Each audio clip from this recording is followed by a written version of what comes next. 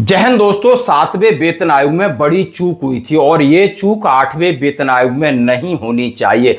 यदि आप फौजी हैं और एक्स सर्विसमैन हैं तो आपको पता चल गया होगा कि 7वें वेतन आयोग 1 जनवरी 2016 से लागू हुआ था और उसका कोई भी फायदा नहीं हुआ और इसका जीता जागता उदाहरण है वन रैंक वन पेंशन संस्करण 1, 2 और 3।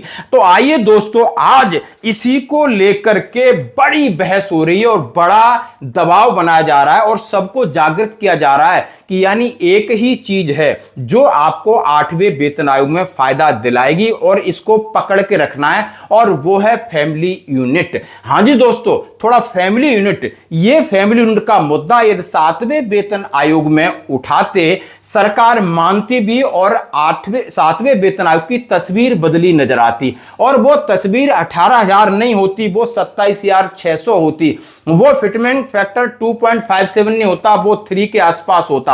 हां जी दोस्तों, मैं बिल्कुल इस बात को कह रहा हूं क्योंकि आप देख सकते हो one interesting observation from the 7th CPC methodology, if the family unit had been 4.6 instead of 3 by including dependent parent, the minimum basic pay could have been around 27,600 instead of 18,000। उन्होंने कहा है कि ऐसा प्रावधान था जो आज बातचीत हम कर रहे हैं फैमिली यूनिट की, पेरेंटिंग की, वो एक सरकार ने ऐसे नियम बनाए कि आप पेरेंट्स को जोड़ना पड़ेगा। अब आपने उसकी पहल नहीं की तो सरकार तो जोड़ेगी नहीं। यदि ये 7वें वेतन आयोग में जुड़ जाते, 7वें वेतन आयोग में 3 जो फैमिली पीसीयू रखा गया था उसकी जगह 4.6 होता तो तस्वीर आपके सामने ये होती। और क्यों मैं बोल रहा हूं, इसलिए बोल रहा हूं कि 7वें वेतन आयोग के अंदर सिर्फ आप फैमिली यूनिट बढ़ा दीजिए, न तो हम कोई कैलोरी की डिमांड कर रहे हैं न हम कोई एक्स्ट्रा डिमांड कर रहे हैं। यदि नॉर्मल साधारण तरीका जो 6ठे और 7वें वेतन आयोग में यूज किया गया है उसी को 8वें वेतन आयोग में रख दो और फैमिली यूनिट बढ़ा दो तो आपके लगभग आपको 3 के आसपास फिटमेंट फैक्टर पहुंच रहा है। अब ये कैलकुलेशन एक टेबल आपके सामने रखिए, जरा इसको सुन करके समझ करके आपको क्लियर हो जाएगा। जैसे कि उन्होंने जिस तरीके से हमें 18,000 दिए थे उसकी एक टेबल बनाई है। उन्होंने कहा है भाई हमको आटा चावल आपने दिया है, बिल्कुल पहले भी हम खाते थे अभी भी हम खाएंगे।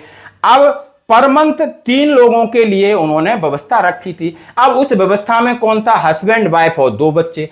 अब लोग 4 थे लेकिन कंजप्शन 3 दिया क्योंकि बच्चों को 0.6, वाइफ को 0.8 और हस्बैंड को 1 दिया, तो 1.8 और 1.2 इक्वल टू 3 इस तरह दिया। अब उन्होंने कहा इसी को आप पेरेंटिंग पहले जोड़ देते, उनको भी 0.6, 0.7 दे देते तो 1.4 और जुड़ जाता। मान लो 3 की जगह 4.6 हो जाता, 4.4 हो जाता तो ये आपको 18,000 की जगह 27,800 कुछ पहुंच जाता, 500 जो भी है।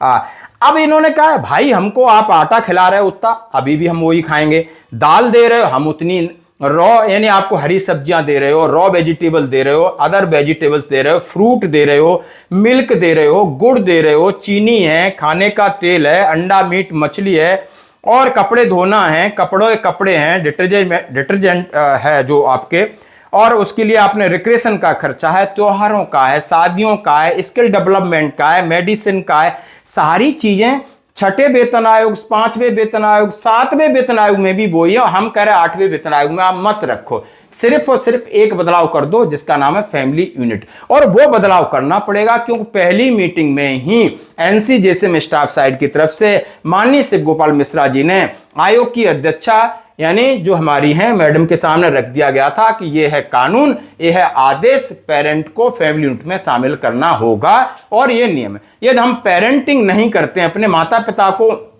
बेदखल करते हैं तो उसके हमारे खिलाफ कानूनी कार्रवाई हो सकती है। अब माता पिता वृद्ध हैं, उनको एक का वेटेज नहीं दो तो 0.66 का ही दे दो, बच्चों के बराबर दे दो, 0.77 दे दो, तो ये वेटेज बढ़ जाता है तो ऑटोमेटिक आपको 8वें वेतन आयोग में आप कुछ मत करिए, सिर्फ खाना पीना उन्हीं की तरह रखिए तो आपका लगभग आपकी बेसिक 3 गुना बढ़ती है।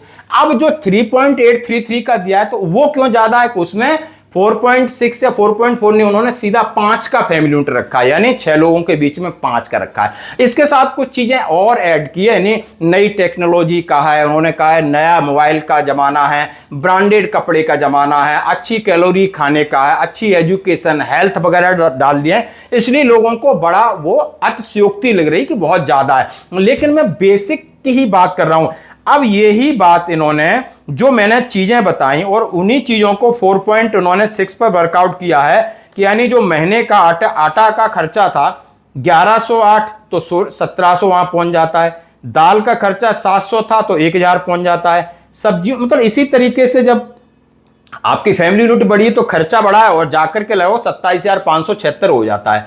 तो 27,576 हो जाता है। ये बात सत्य और इसी बात पर अड़े रहना होगा और सभी केंद्रीय कर्मचारी संगठन है इसी बात को लेकर, यही जड़ है, यही मूल मंत्र है कि यहां से, क्योंकि यहां सरकार आपको गुमराह नहीं कर सकती, बाकी चीजों में गुमराह कर देगी और फाइनेंशियल बर्डन लगा देगी, टेक्नोलॉजी लगा देगी, बाद में संशोधन कर देंगे। लेकिन आप ये तो दीजिए भाई कि हमारे घर में आपने हमें 2 किलो आटा दिया है, यानी पहले 3-4 लोगों का दे रहे हैं, अभी तो मेरे आजू बाजू में मेरे पेरेंट हैं तो 2 किलो की जगह आप 3 किलो आटा कर दिए। वो सरकार करेगी, जब 3 किलो आटा करेगी तो उसकी कॉस्ट बढ़ेगी तो मंथली जो आपका कंजप्शन है वो बढ़ेगा, तो फिर आपको सैलरी बढ़ेगी, आपकी पेंशन बढ़ेगी। तो ये तो लॉजिक है ना, और इसी लॉजिक पर ये दोनों टेबलों का कंपैरिजन है।